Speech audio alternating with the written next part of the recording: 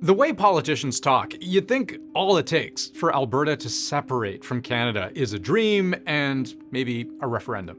They have great resources. The Albertans are very independent people. They may have a referendum on whether they want to stay in Canada or not. I would say no, thanks, but no thanks. We will do our own things.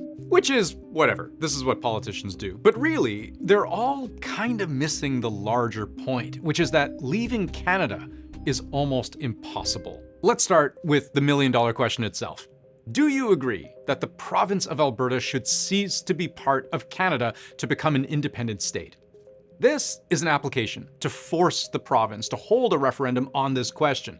For it to go through, though, it needs just over 177,000 signatures, which is 10% of the number of people who voted in the last provincial election. We could actually prosper for the first time in years without having to run through Ottawa's red tape. Getting there is hard. Organizers of this particular petition have until May to do it, but they say they're on track. So let's say their petition gets the required number of signatures. Then they've actually got to lock down the yes vote in a province-wide referendum, which, as things stand today, will also be hard.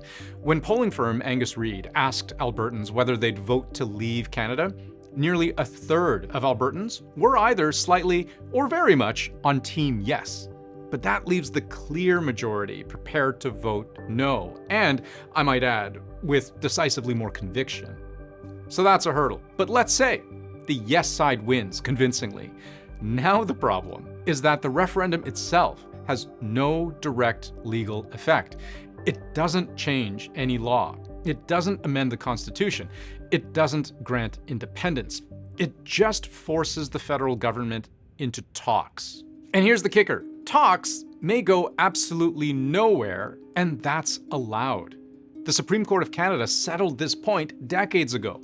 While the negotiators would have to contemplate the possibility of secession, there would be no absolute legal entitlement to it, and no assumption that an agreement would actually be reached. Which is a long-winded way of saying separation from Canada is a two-way conversation, and by law, both sides have to agree. So is Canada about to easily agree to release one of its wealthiest provinces? I don't know about that, but just in case you think it might, consider one last thing. The Alberta First Nations, who contend that the land isn't for separatists to carve up. They also have a strong legal claim that no province goes anywhere without their say-so.